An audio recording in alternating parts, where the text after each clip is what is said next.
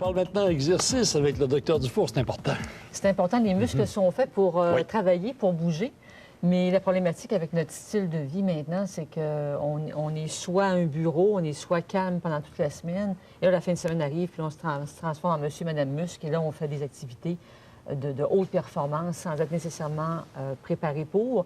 Et souvent, on va combiner on va se dire, bon, je fais des sports de haute performance, je suis en santé. C'est pas toujours synonyme non plus. Exact. Et les différents sports, dépendant de la façon dont ils sont faits, ne généreront pas la même chose dans notre beau corps. Là. Exactement. C'est-à-dire qu'on peut avoir des activités qui sont plus aérobiques. Alors, on parle, par exemple, des activités qui sont plus lentes, donc qui vont utiliser des fibres musculaires qu'on dit souvent plus lentes. Donc, on parle de la marche, du jogging, j'allais dire la course, je me répète, de la bicyclette. La danse, est-ce que ça peut rentrer là-dedans? La danse pourrait rentrer dans ça aussi. Alors, donc, des activités qui sont plus, avec un rythme cardiaque beaucoup plus bas à ce moment-là, versus des choses qui sont anaérobiques. Donc, on parle de choses plus rapides, plus faites en force. Et des tennis. Oui, du hockey, des choses de ce genre-là, l'haltérophilie, et qui vont utiliser des fibres musculaires dits de type plus rapide. Qui vont produire de l'adrénaline. L'adrénaline, exactement. Qui vont nous stresser. Oui, ça va. Oui, ça peut nous stresser, effectivement. Mais quand on parle d'ailleurs, je vais ouvrir une parenthèse au niveau du fait que je dis marche, évidemment, ça, on peut le faire plus lentement.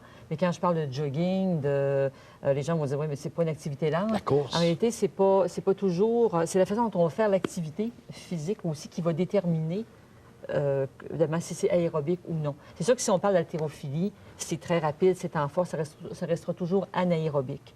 Mais si on parle évidemment de la course, mais si le rythme cardiaque reste quand même relativement bas, ça reste aérobique et on va davantage utiliser les graisses en sport aérobique et les sucres pour l'anaérobique.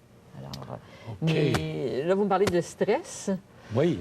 Quelqu'un, par exemple, je ne sais pas, mais qui a eu des pointes de stress à l'ouvrage, il arrive l'heure du dîner, je vais en profiter pour aller me détendre. Oui. Là, il faudra choisir plus de l'aérobique.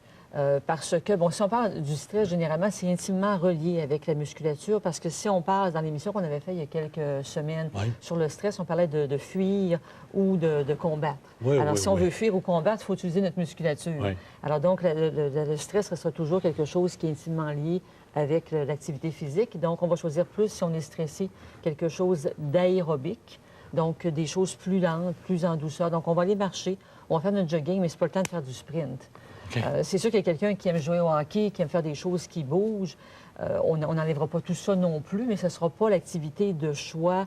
Pour la circonstance. Je dirais 80 75 de choses plus de détente, où on bouge quand même, mais on va faire des activités peut-être de plaisir très rapides, plus violentes, entre guillemets, un moindre grand pourcentage si on est dans une période de plus grand stress. Mais dans un cas comme dans l'autre, évidemment, tu as toujours le réchauffement avant.